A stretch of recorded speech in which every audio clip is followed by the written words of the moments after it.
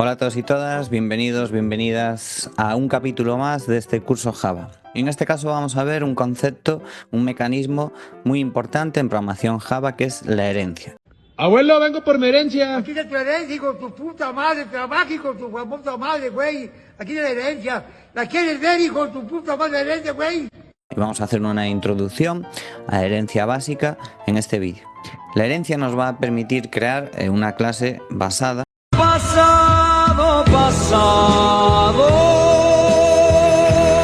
en un existente. La clase que va a heredar se va a llamar subclase y la clase de la que va a heredar se va a llamar superclase. Sí, muy original todo. Lo que nos va a permitir la herencia es reutilizar código, mantener la lógica común que comparten varias clases en una sola y facilitar la escalabilidad, que un programa pues pueda crecer, pueda hacerse más grande de forma más sencilla. Bien, para poner un ejemplo y entender los procesos, las peculiaridades de la herencia, empezando por la forma más básica, vamos a crear una clase, vamos a crear una nueva clase que voy a llamar empleado. Vamos a imaginarnos una aplicación de gestión, un ERP hecho en Java, en donde yo voy a tener dos tipos de empleado. Voy a tener empleado a tiempo completo, que va a tener un salario base y un complemento, y voy a tener un empleado por horas, que va a tener pues, un precio a pagar por hora y unas horas trabajadas. Ambos empleados van a compartir dos atributos en común, tres atributos en común, que van a ser el DNI, el nombre y el salario base. Entonces esta clase empleado, que va a ser la superclase, la clase padre, va a tener los atributos de tipo, y aquí nace, o aquí vemos un nuevo ámbito de los atributos, que es el protected. Habíamos visto public, habíamos visto private y vamos a ver protected. En los atributos que declaremos como protegidos hay que tener en cuenta que van a poder ser vistos o accesibles directamente por la clase padre y por las clases hijas. Esto es necesario por algo que veremos un poquito más adelante. Así que declaro un string DNI, un string nombre y un doble salario base, como veis aquí. Bien, como hemos visto anteriormente, necesito para una clase declarar un constructor para, a partir de este molde, poder crear una instancia, en este caso una instancia de empleado, porque en este primer ejemplo podríamos crear instancias de la clase padre. Veremos en otro vídeo, en el siguiente, que las clases padres pueden ser abstractas y ahí no podríamos crear instancias, pero en este caso el constructor, que lo tiene que tener en ambos escenarios, va a servir para crear instancias de la clase empleado. Así que, como hemos visto, repito, tiene que ser public, tiene que tener el mismo nombre que la clase, pues en este caso empleado, y va a recibir DNI, nombre, salario base. Podríamos tener sobrecarga, pero en este caso vamos a hacer que para crear una instancia de empleado tenga que recibir esos tres campos. Os recuerdo que IntelliJ, con el botón derecho en Generate, te permite generar el constructor. Aquí le digo que quiero que tenga todos los atributos, DNI, nombre y salario base, y me crea el constructor. Vamos a hacer un método que también va a ser común a todas las clases, pero después en cada clase hija se va a implementar de forma distinta a la clase padre. Y ese método va a ser el calcular salario, el calcular cuánto cobra cada empleado.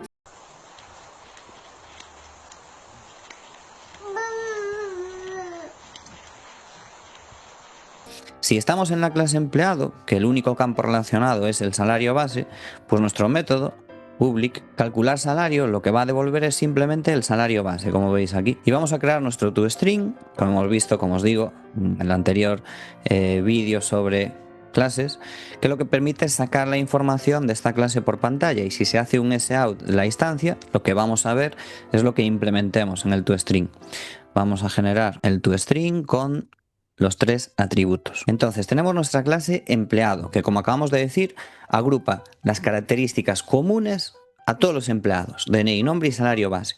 Vamos a crear la clase hija, la subclase empleado tiempo completo. Botón derecho, new, Java class, empleado tiempo completo. Vale, ¿cómo le decimos a Java que esta es una subclase de empleado? Pues aquí, en la definición de la clase, aquí arriba, añadimos extends, extiende, y el nombre de la clase padre, empleado. Vale, de esta forma Java sabe que empleado tiempo completo extiende de empleado. Bien, aquí declaramos los atributos propios y específicos de esta subclase, que en este caso, además de tener los que tiene la clase padre, que son DNI, nombre y salario base, va a tener un complemento. Entonces voy a crear un private en esta ocasión. En esta ocasión puede ser privado porque la clase padre no necesita ver el complemento para operar.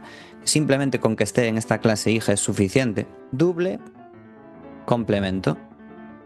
Bien, ahora el constructor de una subclase, de una clase hija.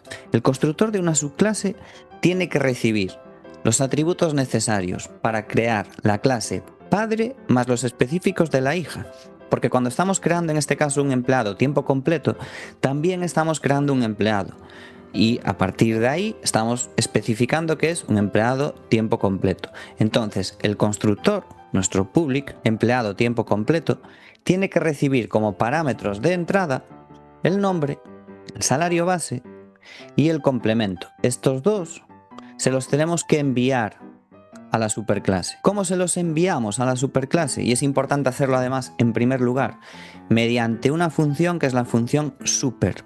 La función super lo que hace es enviar a la superclase los atributos que necesita para ser creada, que en este caso son el DNI, el nombre y el salario base. Y a continuación metemos en la subclase sus atributos propios que recibe el constructor, que en este caso sería el complemento. This complemento igual a complemento. Voy a poner esto en minúsculas para ser uniforme con respecto al resto de clases y aquí añadir el DNI que me faltaría. Entonces ya tenemos DNI, nombre, salario base para crear la clase padre, la superclase, y complemento, atributo específico de empleado tiempo completo. Bien, recordemos que también hay un método de por medio, que es el método calcular salario, que calcular salario va a ser distinto en empleado tiempo completo a lo que sería un empleado de la superclase. Así que vamos a lo que se llama sobreescribirlo. Sobreescribirlo significa que voy a pillar el que está definido en la clase padre y si se llama ese método desde una instancia de empleado a tiempo completo va a ser distinto, va a ser como yo lo programe aquí. Tengo que utilizar la cláusula override para decirle que voy a sobreescribir un método de la superclase. El nombre es el mismo, public double calcular salario, y aquí dentro, en lugar de devolver simplemente salario base, lo que va a devolver es salario base, que es accesible, ya que en la clase padre recordad que lo hemos puesto protected, así que desde aquí, desde la subclase, lo podemos ver y lo podemos utilizar, más el complemento. Bien, voy ahora a crear un nuevo tipo de empleado, que va a ser el empleado por horas. Vamos a crear una nueva clase, new Java class, empleado por horas. Bien, al igual que he hecho con empleado tiempo completo, le voy a decir que extends de empleado. Siguiendo el procedimiento ya visto, voy a declarar primero los atributos propios de empleado por horas, que van a ser horas trabajadas y tarifa horas. Ahora voy a definir mi constructor, que al igual que en la clase anterior, tiene que tener los de la superclase. Voy a dar aquí generate, constructor, selecciono estas dos y fijaros que automáticamente el propio generate, aunque no se lo indique, ya me está metiendo DNI, nombre y salario base, y a mayores horas trabajadas y tarifa hora. Fijaros que de primeras aparece el super, enviando a la superclase los atributos que necesita para ser creada.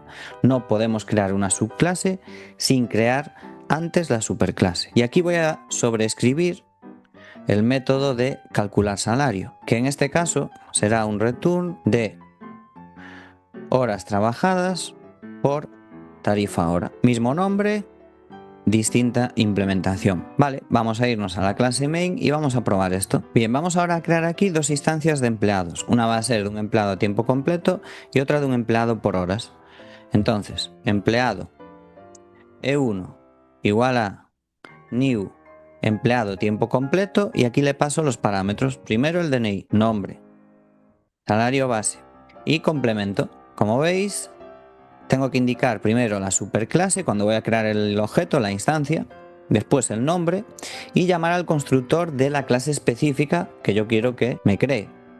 Voy a crear a continuación un empleado E2, en este caso empleado por horas, y le pasaré pues un DNI, un nombre, salario base, horas trabajadas, tarifa horas. Vale, ya tengo dos objetos empleado, E1 y E2. Voy a hacer un sout de los atributos de E1 más el salario.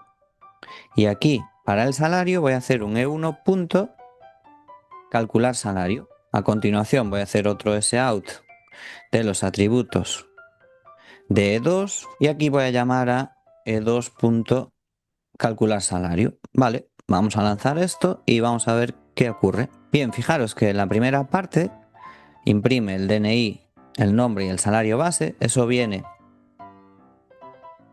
del toString de la superclase. Y después, en el caso de Laura, me está dando un salario de 2.200. ¿Por qué? Porque al ser empleado a tiempo completo, para calcular su salario está sumando 2.000 más 200, que es su complemento. En el caso de Pepe, para calcular su salario al ser un empleado por horas, lo que está haciendo aquí es multiplicar las horas trabajadas por tarifa hora.